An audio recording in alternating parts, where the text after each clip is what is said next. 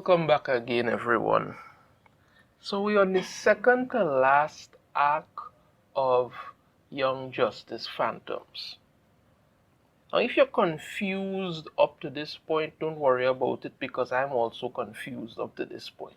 The amount of stuff they have thrown in to this season is baffling that you're not even sure where it is it's going anymore or what it is, but you could see, if you look at it and you could see it pretty much leading up to a very disappointing, kind of lackluster end with everything that they've done. So this time around, we get introduced to Raquel, aka Rocket. Now, if you may not know who Rocket is, okay, they haven't done a very good job of giving her any kind of development in this series at all. Because for those who know, Rocket is from the Dakotaverse along with Static Shock, right? They incorporate them into DC because of the whole when DC took over all of that stuff now. But that's for another time. But Rocket has a belt that had some alien technology that she got from Icon, who is also an alien who lives on Earth, and he has powers kind of similar to Superman. Right now, her belt allows her to make force field like bubbles and things around herself and other people. Also allows her to fly and stuff like that. Now, when we meet Raquel, or I should say Rocket, at the start of this arc, she is attempting to take her son Amistad to his father's house. Right now, her son is autistic. You could see that they make a very good emphasis of trying to push it as hard as possible. Now, while it's nothing wrong with that, and she has an autistic son, okay, shows all this, it is really unimportant and doesn't make sense to the story that they're trying to tell, because they're just trying to push this thing. Now, her son is autistic, okay. And because he's autistic, autistic children have trouble, expressing themselves correctly or taking social cues or all this sort of stuff. But she's very defensive and all sort of, don't tell me how to raise my son when her son insults a woman about her smell, because he doesn't mean to. But she could have handled the situation better. And when the boy's father wants to get him placed in a school and they will have somebody there who could help him, she is all, I don't want to label my son, and we could talk about this later. And I'm like, okay, all of this is really unnecessary. Really, really unnecessary. So anyway, she has to leave for a Justice League mission to New Genesis, along with Jay Garrick and Forager. Now, while I enjoyed seeing Jay Garrick, who's the original Flash, I enjoyed seeing him there. And also they end up celebrating his 102nd birthday with this. So, he's... But he's the original Flash. I enjoy seeing him. And I rather like Forager. Forager has started to grow on me a little bit. He's enjoyable. Why in God's name would anybody send Rocket on a diplomatic mission to New Genesis, where she's supposed to meet with not only the New Gods, but the Green Lantern Corps, to talk about some sort of treaty to help stop the what's happening with Apocalypse and the trafficking of metahumans and all this sort of thing? Why would anybody send her? There's no build-up to show that she has anything remotely interesting or remotely anything about her that would say that, okay, you could find interest in this person, or she may know what she's doing, because they made a point of saying in the second season of Young Justice that Icon has experience with intergalactic law and negotiations and stuff. So wouldn't he have been the ideal person to send? But since they show Rocket, when the show is starting, apparently they decide to put her into this arc, which makes no bloody sense. Now, when they get to New Genesis, there's this bug there, this other bug, female forager bug, who steals some technology, foraging and stuff, and they end up having to go after it, and they end up meeting the new gods, especially Orion. Now, when it's found out that Orion is actually Darkseid's son, because it had this whole peace treaty where Highfather and Darkseid exchanged their newborn sons and all this thing. Rocket is very distrustful of the man. I mean, literally, it doesn't help at all when this Martian, I'm guessing it's Malafalak, does something to tamper with the same device that the female forager stole, and it causes Orion to go berserk, and she has to trap him in one of the force bubbles, but he's claustrophobic and starts to go really deranged and all of this. So they end up calming him down, but she doesn't trust him at all. All right. Now, what I will say about this second arc, one thing I really liked about this second arc, is that we got to see Kilowog and Tomari when they were on their way to the conference. They end up meeting Razer, and by Razer I mean the actual Razer from the Green Lantern TV series that it had. This had to be, seeing Razer and what happened had to be the most interesting and cool part of this entire arc, because it shows that the Green Lantern series that it had before is directly connected to this, because Razer even tells him that, even tells Kilowog to say hello to Hal for him, and he is currently searching. Alright, he is currently searching for Aya. Because remember, Aya was the computer, should say the AI system that he fell in love with, and she had supposedly died, but he believed that there is a copy of her somewhere out there, and he's searching for it. And originally he was a Red Lantern, but then he got a Blue Lantern ring, and he gave his Red Lantern ring to Metron to hold on to it for him. But despair and thing was making him unable to properly use the Blue Lantern ring, which Blue Lantern works mostly on hope, and he was losing that. So he goes back to get his Red Lantern ring, but Metron, being the a-hole that he is, decides to set things in motion to get him to unleash his power and things so he could study it and all of that. It results in a big thing happening, and what ends up becoming the result of it is that Razer ends up using both Red and Blue Lantern rings at the same time, so he has two rings now and becomes a sort of Red and Blue Lantern. It's actually really cool. It's really, really cool. But again, as I said, it's the best part of the whole this whole arc. Getting to see Razer was really interesting and really fun. Now, when at the end of season 3, we got glimpses of the Legion of Superheroes, right? Everybody, including myself, who watched it, was thinking to myself, okay, but probably they're setting up something really interesting. Excuse me, where we will get to see the Legion of Superheroes. Maybe there's some threat from the future, somebody who's come back to alter something and they get things done, and then the Legion has traveled back in time, and they're doing stuff, and it might end up leading to something really cool happening. Okay, we all thought that. What instead do we get? Well, it turns out that the person who traveled back in time and was responsible for planting the bomb that supposedly killed Superboy, the enemy that the Legion was after, is actually Drew Zod. No, not Drew Zod, sorry. Lor Zod, Drew Zod's son. Apparently, in the future, the Kryptonians that were in the Phantom Zone, right? They were supposed to only be in there for 10 years. When Krypton was destroyed, the Phantom Zone generator ended up with Metron, and the Kryptonians didn't get released until 1,000 years in the future. When they were released, they were placed on a planet with a red sun, Daxamite, I believe, where they were supposed to just live in peace there. But they're hungry, but criminals as they are, power hungry as Drew Zod is, they're hungry for their power, decide to end up going to a planet with a yellow sun, and decide to terrorize the universe and try to take over and all of that. The Legion of Superheroes fought them off and ended up trapping them back in the Phantom Zone.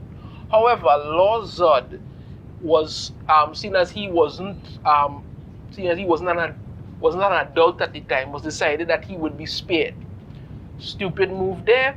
Long story short, he ends up attacking the Legion also, steals a time steals at Times Square and travels back in the past to undo the one event that would cause the Legion to be created, which was to kill Superboy, because apparently Superboy did something that would cause the something he did in some years, sometime to come, will cause the inspiration for the Legion of superheroes. So Phantom Girl,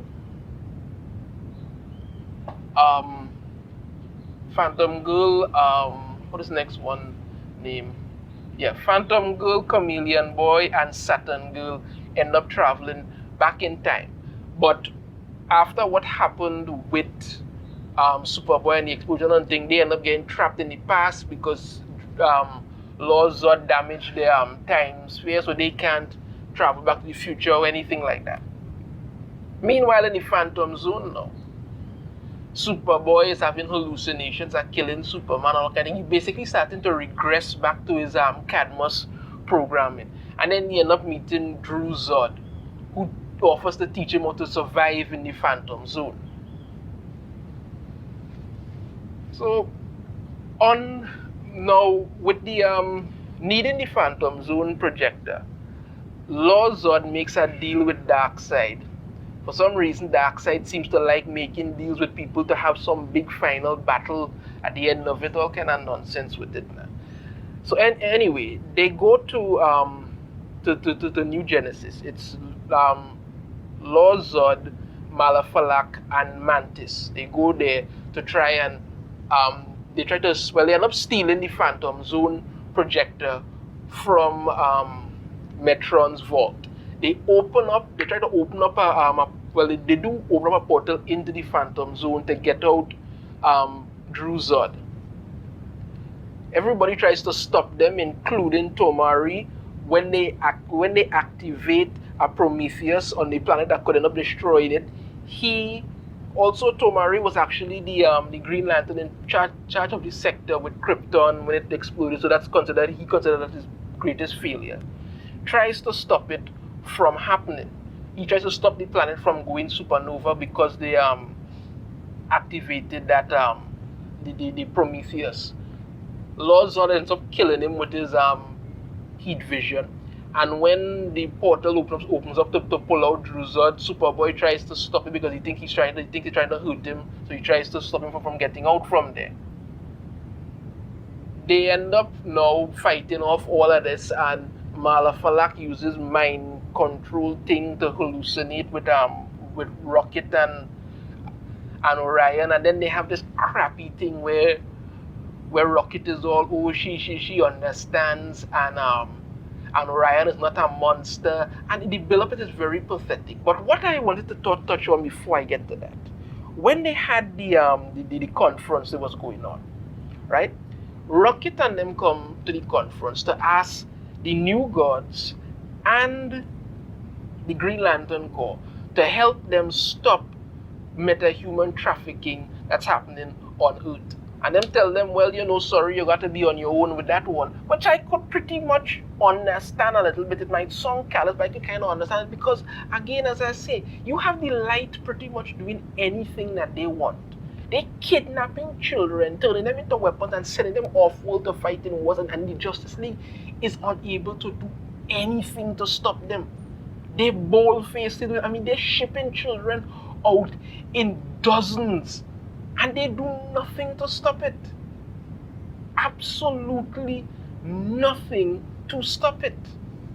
They seem unable to even prevent them from what they're doing. They seem unable to consider how it is to do it. And you come in there to beg these people to help you because you are unable to do it. And think about that, Rocket getting very upset because why? They say they're not going to help. You all have a responsibility. The Green Lanterns have the entire universe to patrol.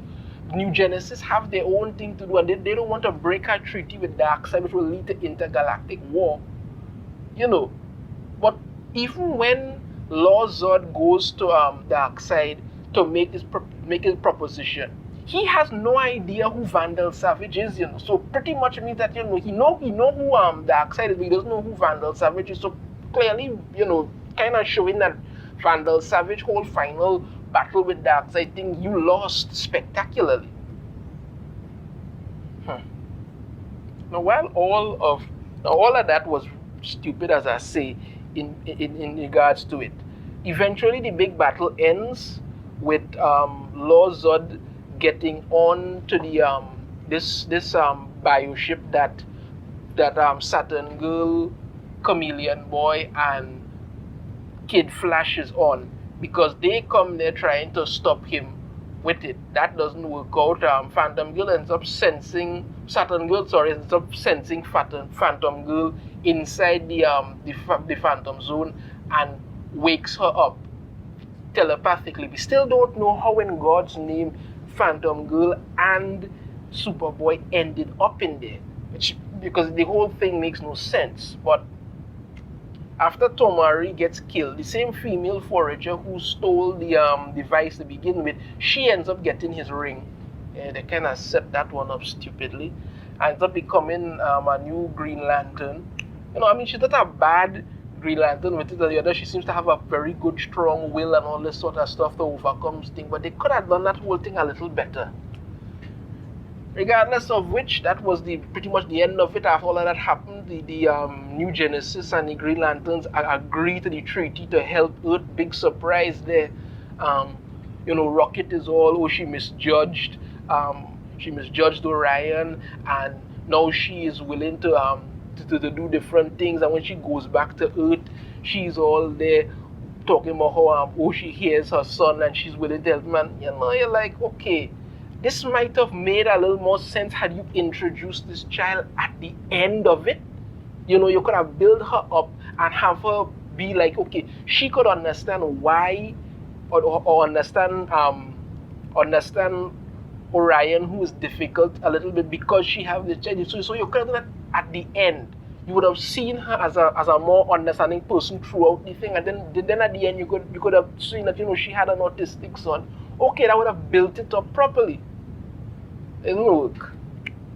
Regardless, Zatanna ends up discovering, or should I say deducing, that Connor is most likely alive, because she can't try and all kind of things. She can't find his soul in the afterlife. I mean, she couldn't do the same thing with Wally, but apparently it was easier to just lie to Artemis. I'm sure that won't come back to bite her in the ass sooner or later. So yeah, that's pretty much the end of this arc. Again, as I said, the only thing I really liked about it was seeing Razer. I think that was really interesting. I would really like to see more of Razer. The fact that he was there shows that there is a continuity to this thing, and it did come in to this whole stuff. We also got another ridiculous thing with Beast Boy going to Dinah, well, I should say Black Canary, for counseling, and she going through the whole, what is that, the other, and then Beast Boy stopping there to admit he needs help and crying out. I mean, it's really, really stupid, because this is not the way Beast Boy's character has been, and you're trying to push this. That shows that you just desperate to do something that doesn't make any sense. But that was it, and that was the long and short of it. Honestly, that was the long and short of it. So, one more arc to go, and then I will give you my final rating for this season of Young Justice. Until then, everybody, if you like the video, be sure to hit that thumbs up, subscribe if you haven't already, ring the notification bell, be notified every time I put out a new video, and I shall see you all next time. Take care.